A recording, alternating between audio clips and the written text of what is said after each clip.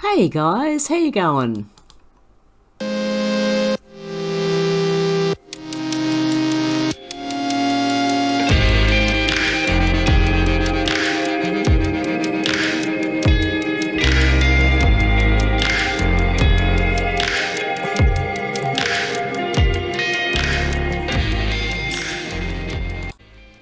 Hey guys, you worried about the effects of 5G radiation? Well, let me introduce you to the affiliate of this video. They're called EMF Harmonized, and they filter out the harmful RF waves that actually damage our DNA. Kids are also more susceptible to the RF waves than adults are, and what they do is EMFs clump together red blood cells and cause lots of problems. This technology prevents that. And as you can see, they have products for your phone, your tablet and your computer, as well as your body. You can actually buy these for your body.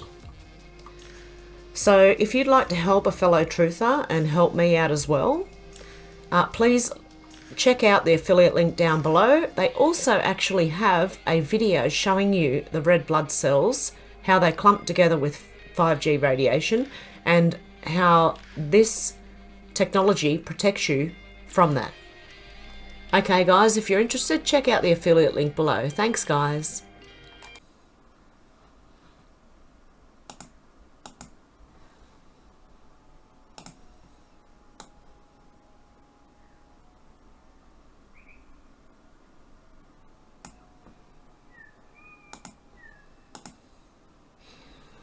Hey guys, I'm sorry this one has taken me so long to upload. Before I start, I would like to thank Charlotte, Chrissa, Sheila and Catherine. Thank you so much guys. Thank you to all my PayPals, Patreons and everybody for just listening. Okay, the reason I've been away for so long is just I got a bit sick and then family problems popped up. So I've been on the phone a lot, trying to keep the family calm, and it's just that my daughter is moving out to the country and my mum and daughter are very close, and my mum got very, very upset because she lives near the city. So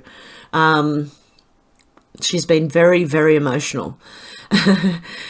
So, okay, if the phone rings, I'll be going. I've tried to do this video 5 times already, and I kept stuffing up with the pronunciation of things, so please bear with me if I pronounce things wrong. But let's get into the mystery of the Skinwalker Ranch. In northern Utah, there exists a ranch so strange, so bizarre, that the National Institute for Discovery Science, which is NIDS, purchased it solely for scientific research purposes. NIDS is owned by Las Vegas billionaire and businessman Bob Bigelow. Located in the Uinta Basin near the town of Fort Duchesne, paranormal phenomena such as strange creatures, bizarre objects, flying black triangles, animal mutilations and telepathic messages have been reported on the 480-acre Skinwalker Ranch for hundreds of years. It is estimated that over half the population in the area surrounding the ranch have witnessed unusual paranormal activity on or near what became known as the strangest place on earth. Even the local Ute Indians believe the land to be cursed, and tribe members are strictly forbidden to enter the property. The earliest attempts to document the paranormal phenomena that occur at Skinwalker Ranch began in 1951 by a local science teacher named Junior Hicks. After spotting a large object going across the sky during broad daylight, which was also witnessed by students of his elementary class, Junior recognised that something strange was indeed going on around the Uinta Basin. Junior began documenting the unusual accounts, which resulted in a record of over 400 different paranormal events in the area of the Skinwalker Ranch, some dating back to more than 5 decades. Hicks wrote, "The UFO activity really started getting intense in the early 50s. There were cases where the whole school and all the teachers saw these things hovering over the town in broad daylight. In the 60s and 70s, we probably had more UFO sightings than any place in the world." In addition to the sightings of Uinta Basin citizens, Junior researched historical Indian law after learning that the local Ute tribe will not enter the Skinwalker Ranch property. he discovered that the Ute Indians, who have lived in the area for thousands of years, believed the land to be cursed and plagued with mythical, non-human, shape-shifting creatures called skinwalkers. The Ute Indians referred to the 400-acre plot of land as the path of the Skinwalker, and had referenced the land as such for hundreds of years. Hicks explained the Utes' legend of the Skinwalker Ranch. The Utes take this very seriously. They think the Skinwalkers are powerful spirits that are here because of a curse that was put on them generations ago by the Navajos, and the centre of the whole legend is this ranch. The Utes say the ranch is the path of the Skinwalker. Tribe members are strictly forbidden from setting foot on the property. It's been that way for a long time. From the late 70s to early 1990s, not much is known about the ranch nor its owners, except that it sat inexplicably vacant for many of those years. Terry Sherman and his wife Gwen Sherman purchased Skinwalker Ranch in 1994 with the intent of starting a cattle ranch business. The land had been effectively abandoned by the previous owners, and the couple were curious why such a prime property was not being utilised. Note that tracking owners prior to 1960 has proven difficult. The Shermans, Terry, his wife, and their 2 children remained for only 2 years before fleeing in May of 1996. Note, Terry Sherman and Gwen Sherman are the real names of the Skinwalker Ranch occupants. The names Tom Sherman, Tom Gilman, and Tom Gorman have been used as pseudonyms in other Skinwalker Ranch reports and on other websites in an effort to hide their identity. Terry Sherman was an accomplished rancher when he began seeking property in Utah to expand his thriving business. His reputation for his unique and scientific approach to cattle breeding preceded him. When the Shermans arrived at Skinwalker Ranch, which had been unaccountably vacant for several years, they were curious as to the purpose of all the deadbolts they found placed on windows and doors of the home and other buildings on the property. Even the kitchen cabinets had deadbolt locks on them. Stranger still, there were deadbolts on both sides of the door. At both ends of the house, they found large iron stakes tied to heavy chains. They were unsure if the chains were meant to provide a taut barrier of some sort or to restrain some type of extremely large and powerful animal. During their 2 years on the property, the Sherman family say they experienced mysterious voices coming from the air, multiple cattle mutilations, which in just 2 years Terry Sherman lost 14 of his 80-head herd, bizarre, exotic, multicoloured birds, inanimate objects flying around their home and property, UFOs flying above their land, weird beastly creatures, and many more paranormal phenomena that they were at a loss to explain. I also heard that they had signed a contract with they said with the previous owners, which how can they when the previous owners... I don't understand. They said they could not dig underneath the land. That's the first place I'd be looking. On the first day the Shermans moved their furnishings onto the property, they experienced their first foreshadowing of strange events that would follow. They spotted an extremely large wolf in a nearby pasture. The wolf cautiously made its way across the field and, to the surprise of everyone, sidled up to the family like a long-lost family pet. It even let the family pet it. It had rained that day and the family remembers the wolf smelt like wet dog. After a few minutes, the wolf casually strolled over to the corral and grabbed a young calf by its snout, attempting to pull it through the corral bars. Sherman and his son rushed to the calf's aid and began beating on the wolf's back with an axe handle, but despite the vicious blows, the wolf refused to release the calf. Sherman's son grabbed a .357 Magnum from his truck and shot the wolf at point-blank range in the side. To their surprise, the bullet had no noticeable effect on the beast. The animal did not make a sound, nor did it bleed. It simply ignored the shots and continued pulling on the calf. Sherman quickly shot the wolf again, which then let go of the calf and turned around, looking at the family as if puzzled and amused by what was going on. Sherman shot it 2 more times with the powerful handgun. The big animal backed off a bit, but still showed no signs of distress or injury. The mystified rancher retrieved a hunting rifle from his truck and shot the wolf again, once more at close range. 5 slugs should have been enough to bring down an elk, let alone a wolf. The fifth shot caused a chunk of hair and flesh to fly off the wolf, but it still didn't seem fazed. It just stood there, staring back at the family with an expressionless look on its face. After a sixth shot, the wolf slowly trotted across the field into a muddy thicket. Sherman and his father tracked the beast for about a mile, following its paw prints through the mud, but the track suddenly ended, as if the wolf had simply vanished into thin air. Several more wolf sightings occurred during their time at Skinwalker Ranch. In another notable instance, Sherman's wife spotted a large wolf as she drove her Chevy through the gated entry to the farm. She noticed that the wolf was 3 times larger than a standard wolf, his head reaching above the roof of her Chevy she was driving. The family recalled many instances where freakishly large wolf-like creatures were seen on the Skinwalker Ranch property. As their stay at the Skinwalker Ranch drew longer, the Shermans saw and experienced more remarkable and inexplicable events. Sometimes in the middle of the night, their entire pasture would light up as if illuminated by football stadium lights. They often smelled strong, musk-like odours emanating through the house. Bright shafts of light would be seen beaming from the ground towards the sky. That's why I say I would be looking under the ground. When you get a contract to say that you cannot dig underneath the land that you just bought, I would be wondering why. They often heard what sounded like large earth-moving machinery coming from inside the ground. While they worked in the middle of the pasture, they would hear mysterious voices, seemingly floating in the air above them, conversing with each other.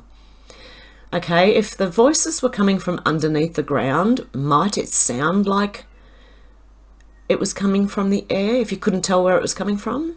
That's just a thought. Crop circles, circular ice patterns and large holes in the ground would appear overnight in areas all around the Skinwalker Ranch property. In another strange instance, Mrs. Sherman returned from the grocery store with several bags of groceries. She unpacked the goods, placing each item in the cabinet or refrigerator. She folded the bags on the counter and made a quick trip to the bathroom. When she returned, she was astounded to see the bags back on the counter, filled with the groceries she had unloaded only moments before. During their attempts to work the ranch, cattle mutilations, which were detrimental to Sherman's business, were common occurrences. Whereas a typical rancher might lose 1% of his herd in a bad year, Terry Sherman had already lost 20% of his herd in just 20 months. One day, as the Shermans were driving off the property to run an errand in town, he commented that they would sure be in big trouble if they ever lost one of those bulls. But when they returned from town, all 4 bulls were missing. They searched the grounds to no avail. On a whim, Terry peeked over the rails into an unused locked trailer. All 4 bulls were stuffed into the trailer like sardines. The trailer was locked and, as Terry noted, had cobwebs on the locks. Terry knew that it would have been nearly impossible to coach even one of the large aggressive bulls into the small container, much less 4 of the huge aggressive beasts. And apparently when he yelled to his family that he had found them, or the person that was helping him look, the bulls seemed to snap out of the trance they were in, and they started to kick and get quite upset about being in that trailer. Mysterious flying craft were frequently spotted zipping above the ranch land. In various shapes and colours, the Shermans even reported seeing a refrigerator-shaped object about the size of an RV with a white light at the front and a red light at the back. Terry had looked out the windows and noticed what he thought was an RV in the pasture. Thinking it was a tourist that was lost, he told his wife he was going outside to help them find their way. As he approached the vehicle, it rose straight into the air and flew out of sight. By far the most common objects they witnessed were floating spheres of different sizes and colours. In 1995 and 1996, the Shermans and other guests on the property reported 12 separate incidents where large orange circles were seen flying over the trees at the centre homestead. Terry Sherman claims that holes occasionally opened up in the orange spheres and other smaller spheres would fly out. A neighbour rancher confirmed the sightings, telling a reporter of his own encounters with what he called a flying orange basketball. Blue orbs were also witnessed on the property, and unlike the orange orbs, these were to be feared. About basketball size, the objects were obviously intelligently controlled, making quick turns as they skirted about the property. One evening, In May 1996, Sherman was outside with 3 of his cattle dogs when he noticed a blue orb darting around the field near the ranch house. Sherman urged his dogs to go after the ball, and the dogs chased and snapped at the orb, but it dodged and manoeuvred enough to stay just beyond the reach of their snapping jaws. The ball led the dogs out across the pasture and into the thick brush that borders the field. Sherman says he heard the dogs make 3 terrible yelps and then they were silent. He called for them, but they did not respond. Alarmed at the event, Sherman decided to not investigate further until the following day. The next morning, Sherman went out to look for the dogs. What he found were 3 round spots of dried and brittle vegetation. In the middle of each circle was a black, greasy lump. Sherman surmised that his dogs had been incinerated by something. The disappearance of their prize cattle dogs prompted the Shermans, for the first time, to consider abandoning the property. After 2 years living in Skinwalker Ranch, the family found it difficult to sleep at night. When they did manage to grab a few hours of sleep, they were plagued by violent nightmares, often discovering later that different family members had experienced identical dreams during the night. The 2 kids, honour students before arriving at the ranch, saw their grades plummet. Mrs. Sherman lost her job at a local bank because of her repeated absences and disturbing water cooler tales. And Terry Sherman lost a significant percentage of his herd. Hoping for safety in numbers, the Shermans began sleeping each night on the floor of their front room. Fortunately for the Shermans, the activity at Skinwalker Ranch had reached legendary proportions, and word spread throughout the country. In late 1996, Bob Bigelow, budget suites hotel entrepreneur and aerospace entrepreneur, purchased the ranch from the Shermans for $200,000 for the now defunct National Institute for Discovery Science, NIDS. Immediately after the purchase, a flurry of intense activity occurred on the property. Scientists from NIDS moved into Skinwalker Ranch and began their investigations in August of 1996. They installed video cameras and other sensitive monitoring equipment, built new fencing and constructed observation posts manned with trained observers in hopes of collecting evidence for scientific study. The first night they reported seeing 2 bright yellow orbs hovering 15 to 20 feet off the ground. As they moved closer to the lights, they saw a human-like animal scramble high into a tree.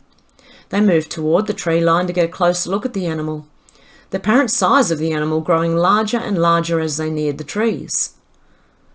An area rancher who accompanied the scientists fired shots at the animal, claiming, "They won't get any more of our cattle tonight." Thinking that they wounded the animal, they searched the ground for traces of blood.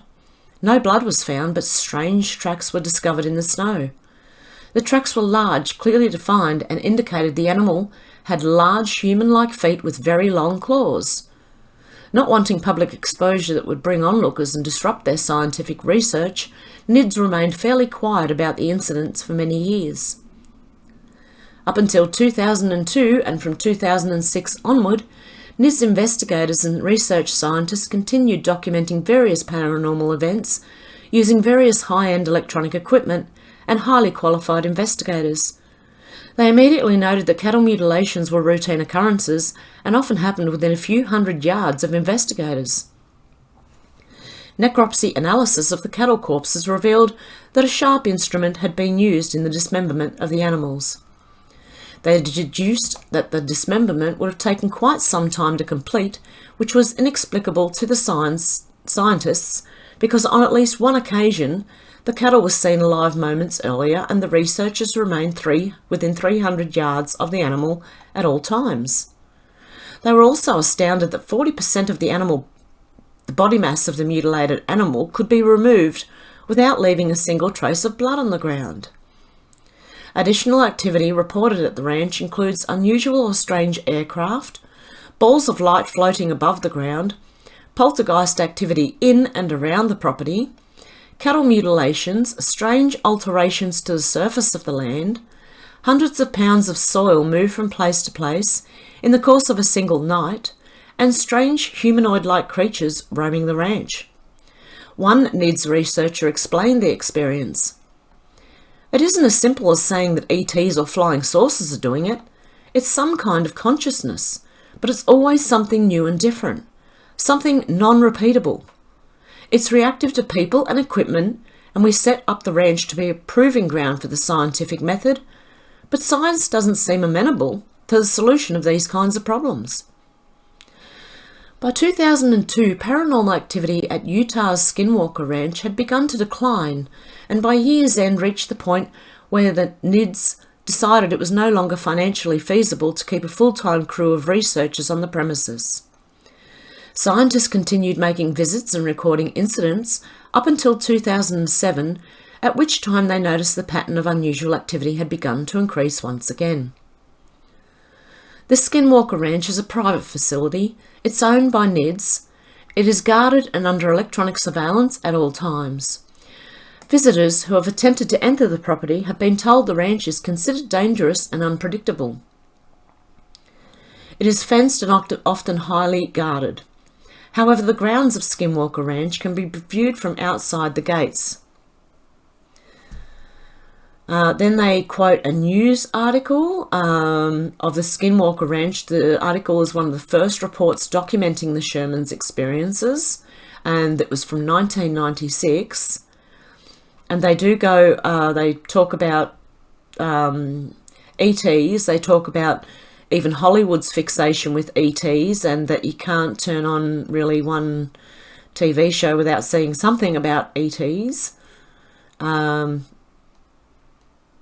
Well, maybe not to that extent, but like that Hollywood just has a fascination with it.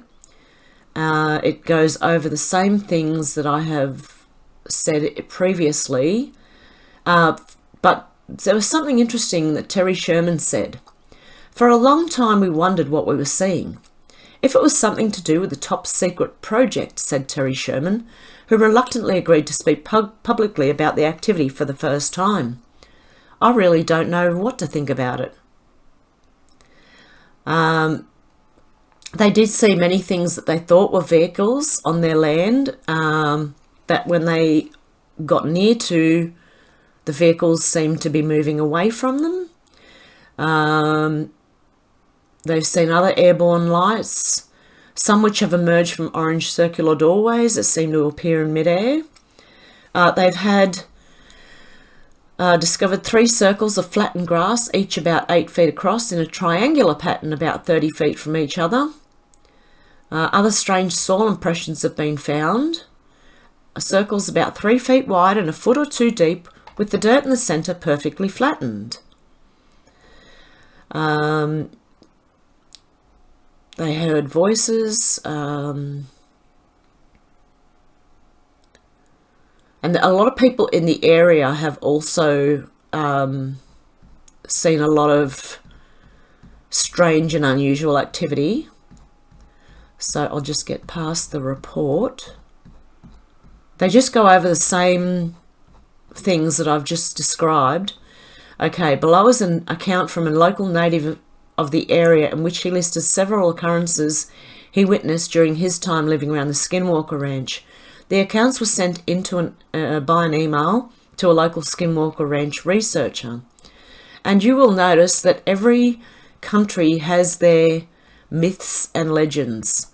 Like the Irish have the Fae, the fairies or the Fae. And I believe that these things could be very similar.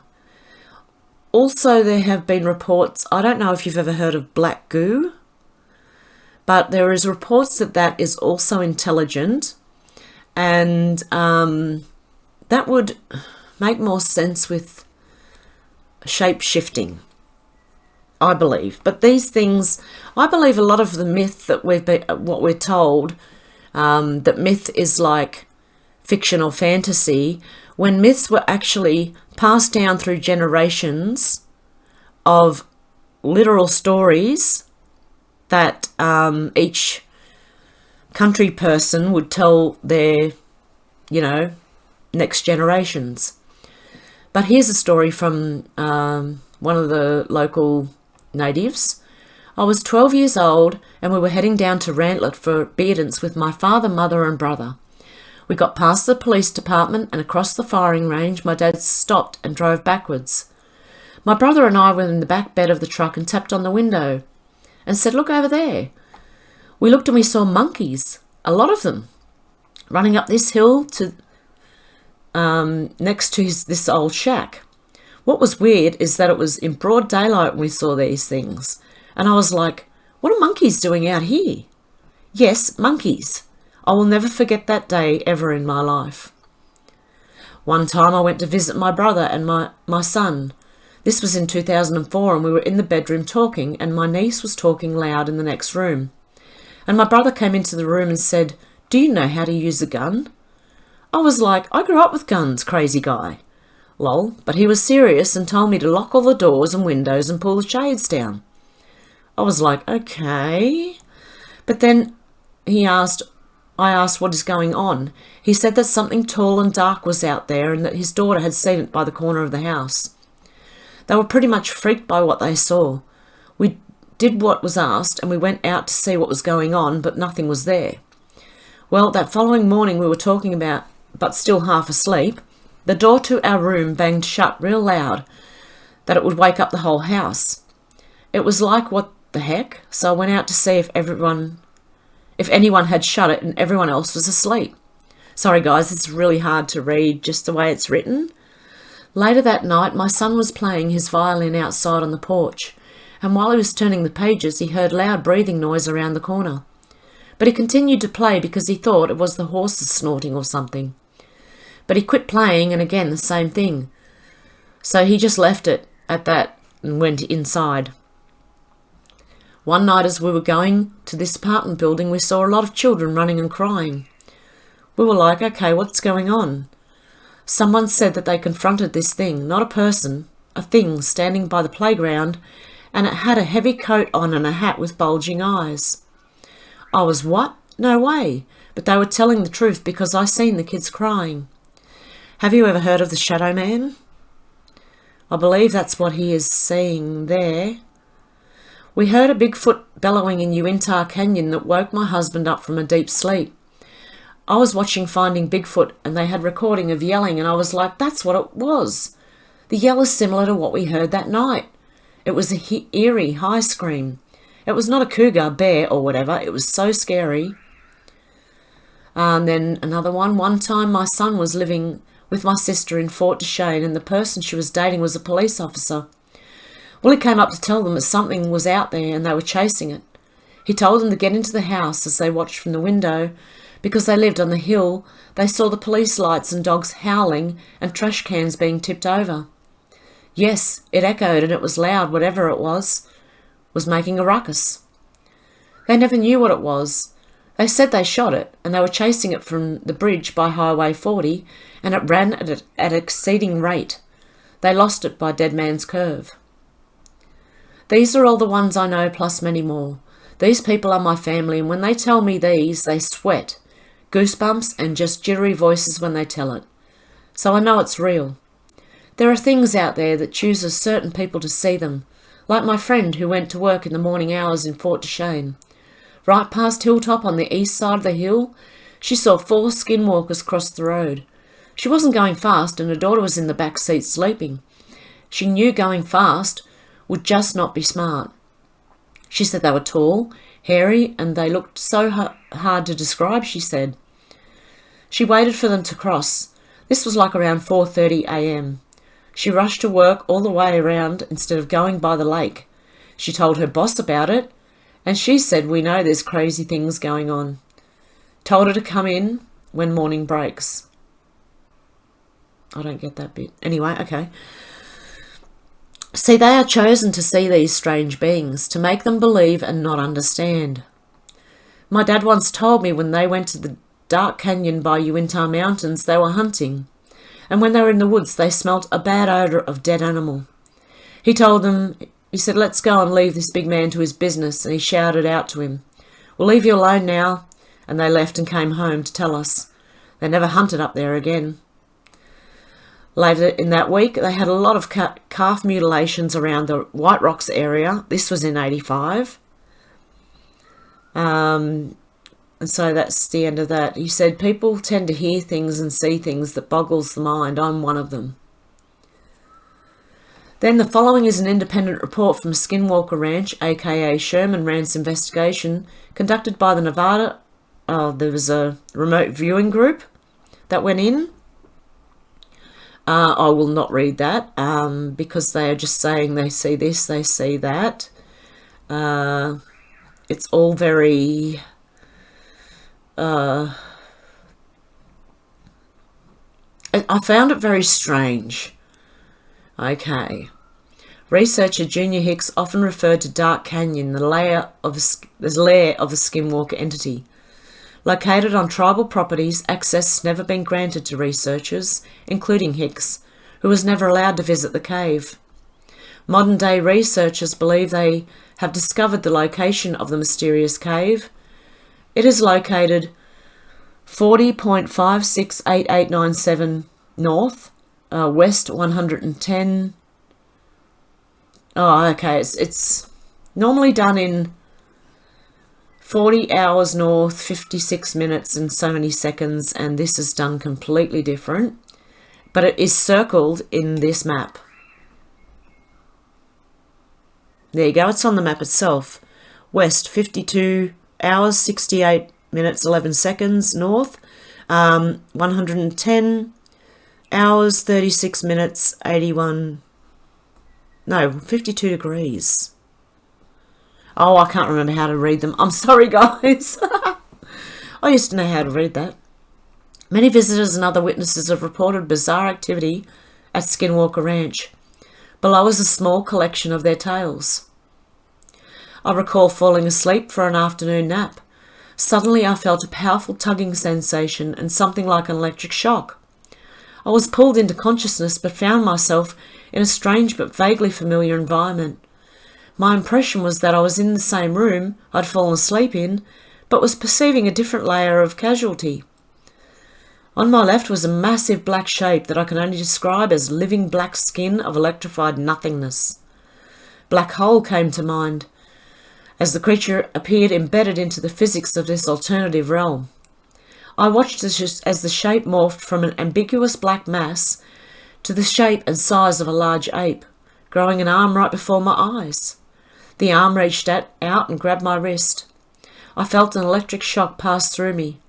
I realised I needed to move back towards normal conscious reality, and quickly. After that, I cannot remember exactly what happened at that point. I recall several similar incidents of being inside a spinning swirl or tunnel in which the sensation was rather disturbing. I recall thinking that my consciousness was being digested or something to that effect. Upon awakening, I was back in the normal daytime room, with the usual poltergeist phenomena very near me, clicks, knocking sounds, etc., moving from one location in the room to the other. I believe that this was one event where I was actually able to experience something of the true nature of the source of the strange phenomena. Dr. Eric Davis, National Institute of Discovery Science researcher, said there were multiple voices that spoke in unison telepathically. 4 senses were in their control, so there was 4 senses were in their control, so there was no odour, sound, smell or touch, and overall body motion was frozen, as in the muscles that would not respond. That sounds like sleep paralysis. Afterwards, when completely freed from this event, after the dark shadow disappeared, there was no lingering or residual odours, sounds, etc. in the immediate environment. The odour had nothing to do with the black creature or the dark shadow incidents. The odours were noted by the researcher to have occurred on different times, dates, years, locations separate from the aforementioned incidents. The odours were noticed in the corner of the guy's bedroom, inside the double-wide trailer the staff lived in.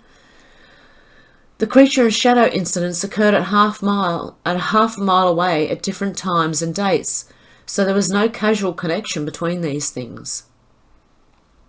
Then there's an anonymous one.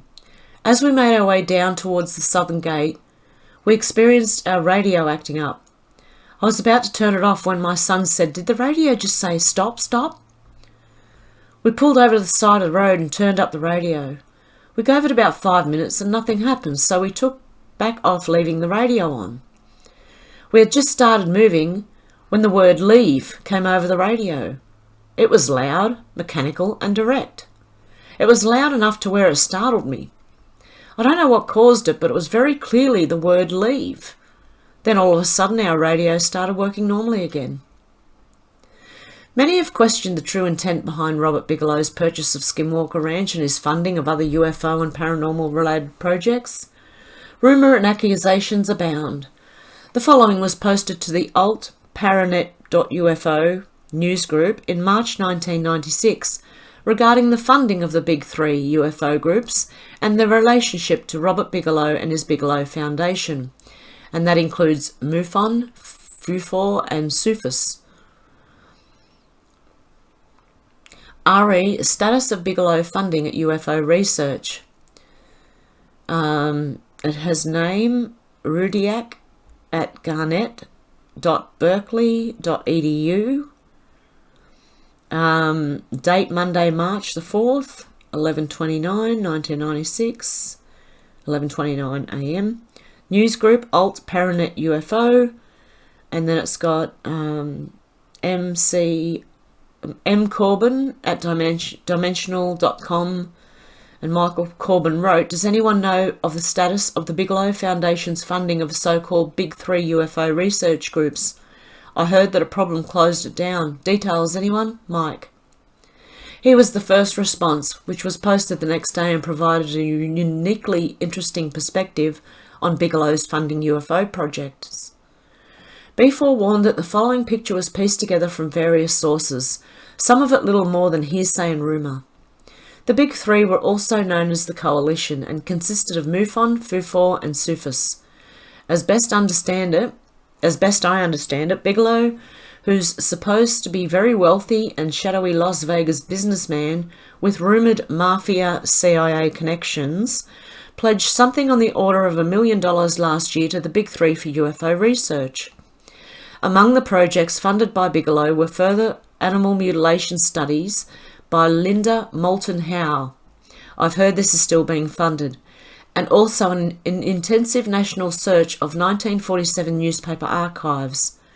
This latter project apparently increased the number of 1947 US UFO sightings to over 4,000 from the previously thought 800. Sometime in late 1995, Bigelow seems to have pulled the plug after intense squabbling over who got the money and how it was going to be spent. This information came from no less than Philip Klaus in his September 1995 Skeptics UFO newsletter. It's very possible that Bigelow is a front for the CIA, and his funding was an attempt by the CIA to control the direction of research by the big three UFO groups. Or maybe Bigelow was just a big UFO buff. Klaus also claimed that Bigelow withdrew funding on the urging of Colonel John Alexander, and that's a whole other very complicated story.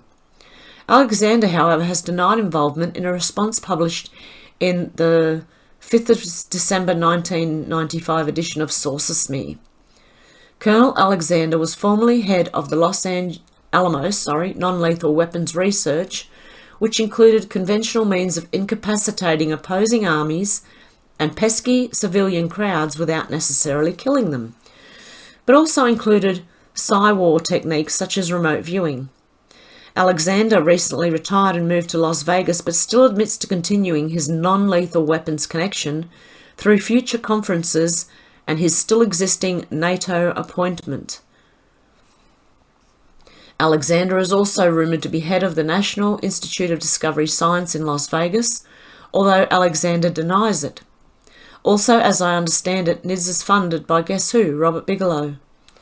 NIDS is supposedly involved in psychic research, remote viewing and the afterlife, but more importantly for our group's purposes, NIDS wants to understand the physics behind the flying saucers and maybe even build one.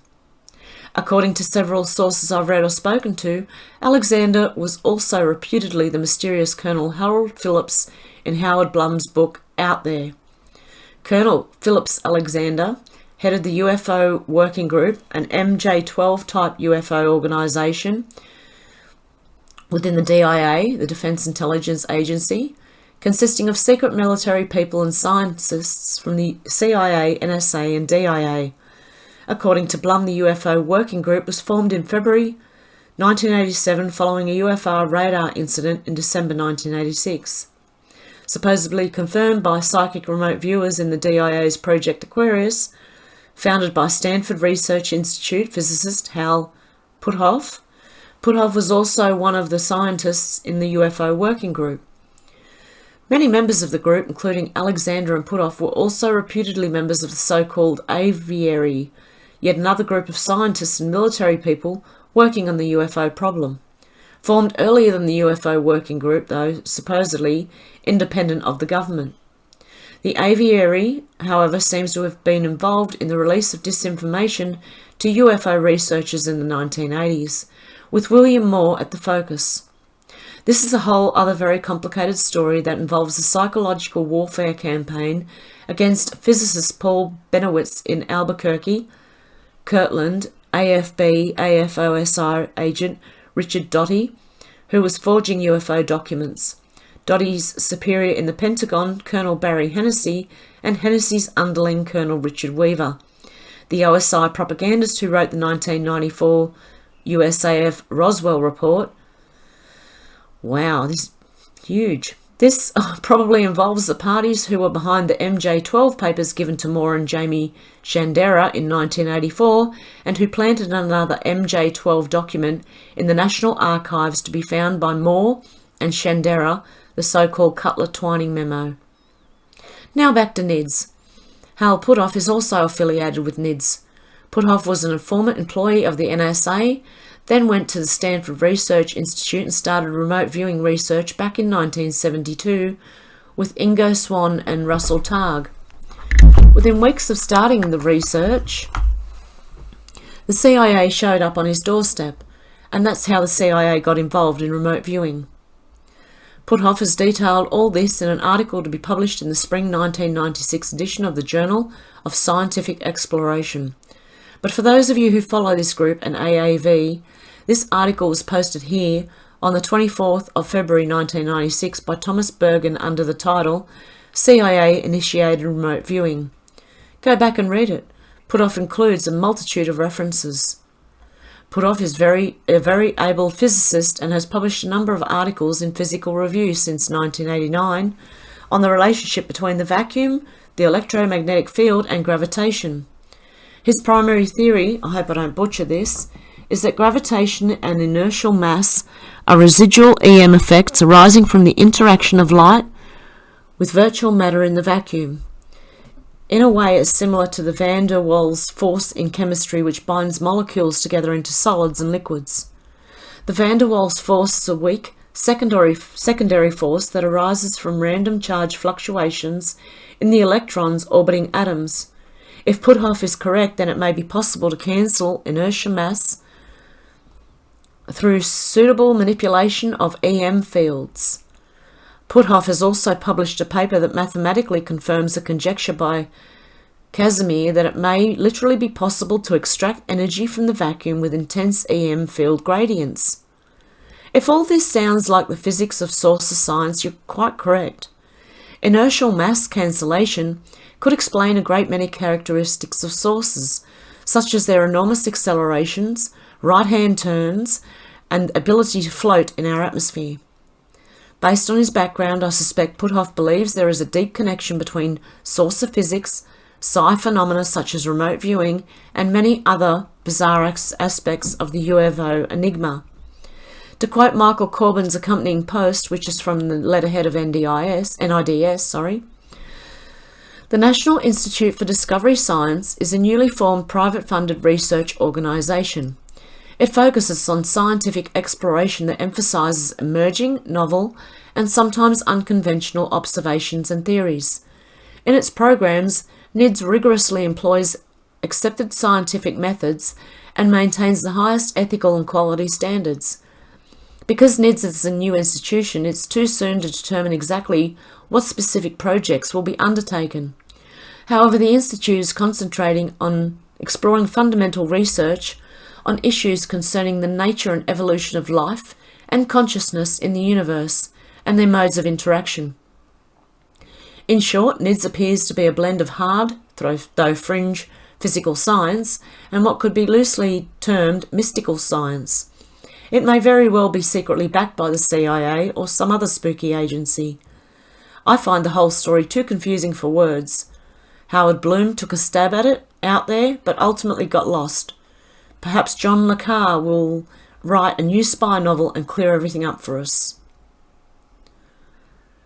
And that's the end. You can let me know what you think of this. Do you think that these myths in different countries over the world are trying to explain the same thing? And do you think this is real? And do you think this comes from underground or outer space? Because I'm getting a very strange feeling that a lot of this is coming from underground, especially when you consider that they had to sign a document that they would not dig under the ground, under the ranch, and the machinery heard under the ranch, and voices.